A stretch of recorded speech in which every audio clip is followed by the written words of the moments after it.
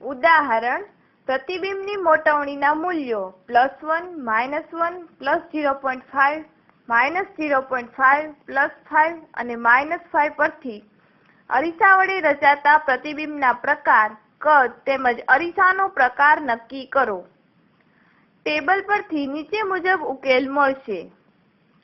મોટવણી m પ્રતિબિંબનો પ્રકાર અને કદ અરીસાનો પ્રકાર. 1 + 1 આભાસી, ચત્તુ અને વસ્તુના કદ જેટલું. સમતલ. 2 - 1 વાસ્તવિક, ઉલટું અને વસ્તુના કદ જેટલું. અંતર્ગોળ. 3 + 0.5 આભાસી, ચત્તુ અને નાનું. બહિર્ગોળ.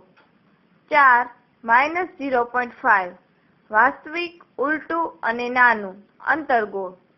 5 + 5.0 આભાસી, ચત્તુ અને મોટું. અંતર્ગોળ. 6 - 5.0 વાસ્તવિક, ઉલટું અને મોટું. અંતર્ગોળ.